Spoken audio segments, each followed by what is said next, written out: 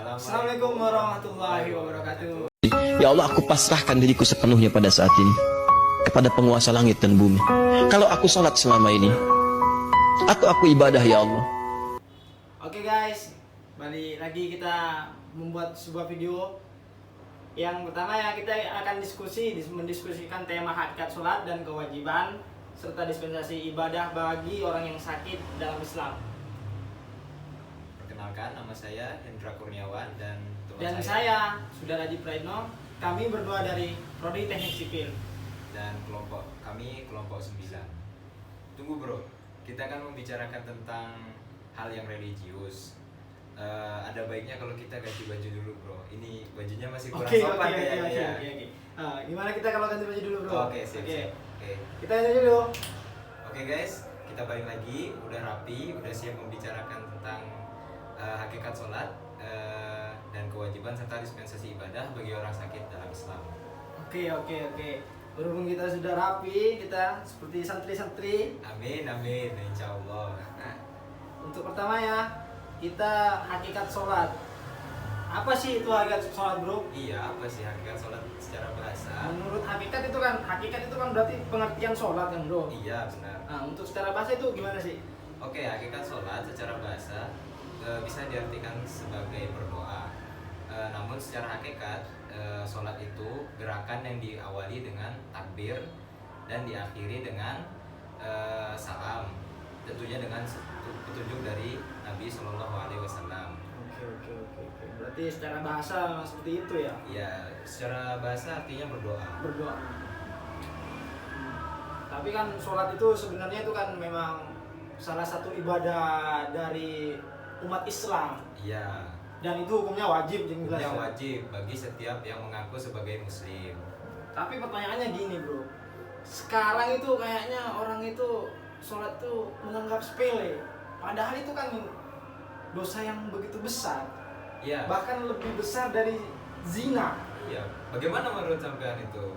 Ya, Menurut sampean dulu gimana? kalau menurut saya itu sebenarnya itu ya, apa memang zamannya memang sudah kayak gini ya. Kita pun juga bingung ini mau menegur mereka itu gimana. Takutnya kita ini dibilang paling agamis atau Iya. gimana. Ditegur malah ditegur balik gitu. Jadi kan susah kayaknya bro. Iya. Kewajiban sholat itu ada di rukun Islam ya. Karena rukun Islam yang pertama apa bro? Ya. Mengucapkan Misal dua kalimat syahadat. dan yang kedua kedua itu sholat. Yang ketiga puasa. Yang keempat kita zakat. Yang Yang kelima kelima menunaikan haji. ibadah haji. Ya. Dan karena termasuk dalam rukun Islam berarti Jadi hukumnya wajib. Kalau tidak melaksanakannya berarti keluar dari Islam. Tapi dengan ketentuan, bukan langsung serta-merta keluar dari Islam. Oke. Itu bahaya nanti jadi pemikiran radikal, Iya. ya kan? Oke bro, kita lanjut aja bro. Untuk yang kedua itu kewajiban sholat ya. Kewajiban sholat, apa aja itu mas? Kalau yang pertama yang jelas itu Islam bro. Jelas. Islam. Kalau nggak Islam kita nggak mungkin sholat. Nggak mungkin. Tapi ada di sini bro.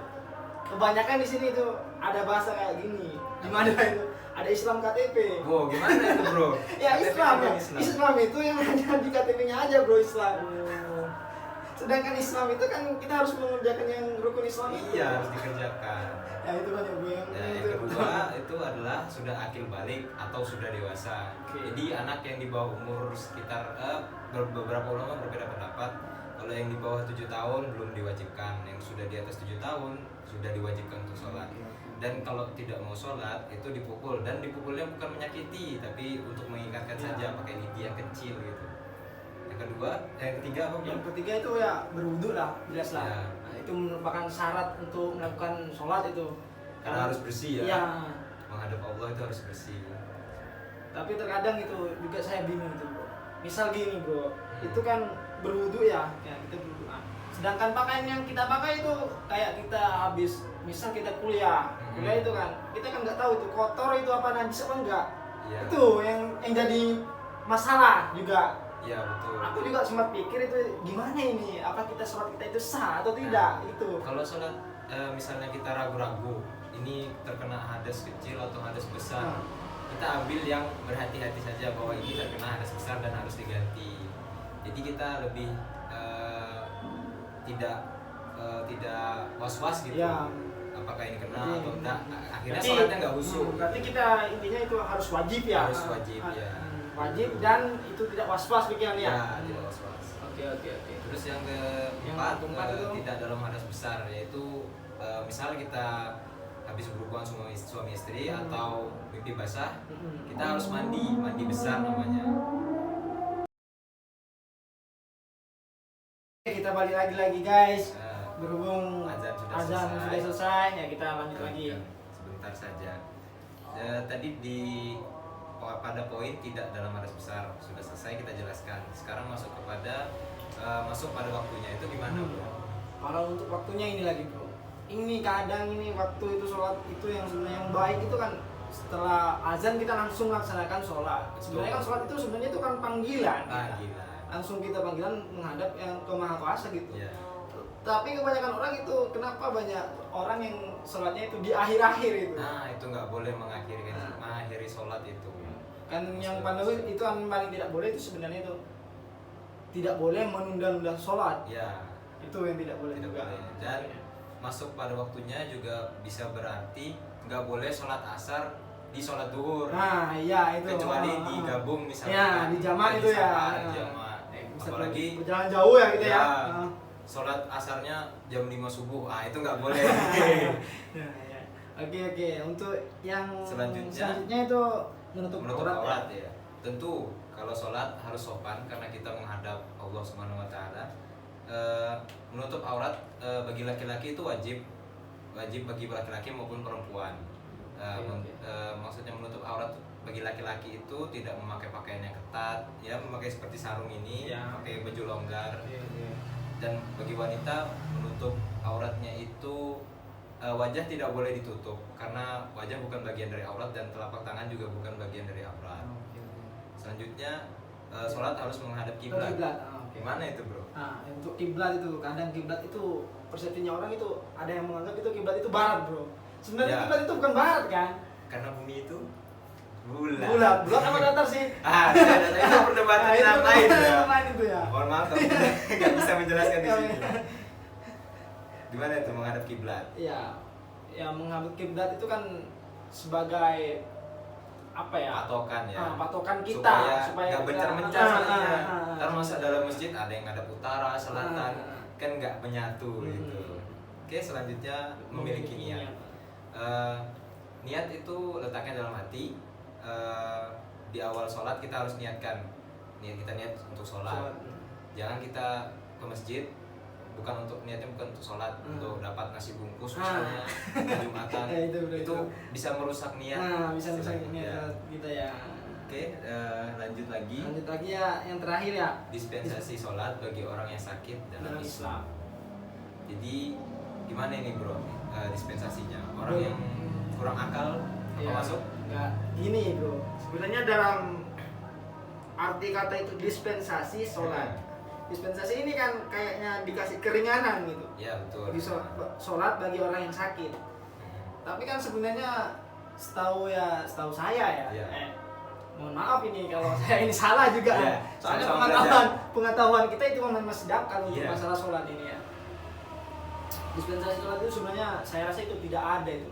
Iya. Cuma mungkin dikurangi aja gerakannya Gimana gitu. Misalnya kayak orang sakit itu kan, kita sakit apa? Sakit otot misalnya. Kalau misalnya sakit otot itu kan masih bisa ya. Kita sholat dengan cara duduk kan masih bisa ya. Betul, masih bisa duduk. Bahkan orang yang masih tidak bisa bangun itu Bisa, asalkan ya? mempunyai kesadaran kan masih bisa sholat. Bisa ya. Dengan Sambil cara berbaring gitu. berbaring gitu. Tapi pertanyaannya gini bro, kalau orang yang kurang akal itu apa juga bisa dapat dispensasi? Iya, karena orang yang kurang akal itu mana bisa dia mengingat jumlah rakaat, waktu sholat, bacaan-bacaannya.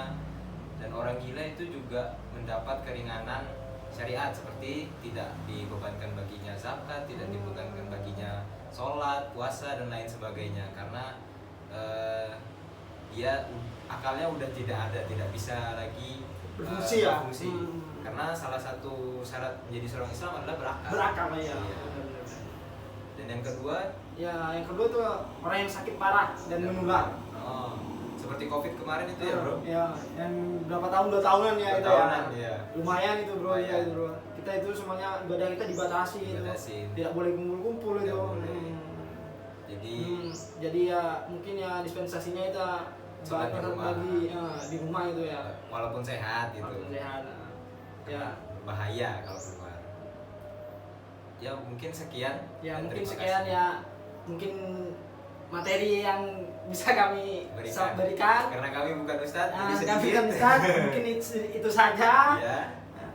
Mungkin apabila ada kesalahan, apabila ada yang kurang tepat, Ya. kami mohon maaf. Mohon maaf.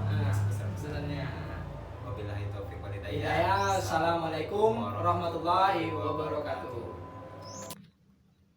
Terima kasih, jangan lupa like, comment, and subscribe.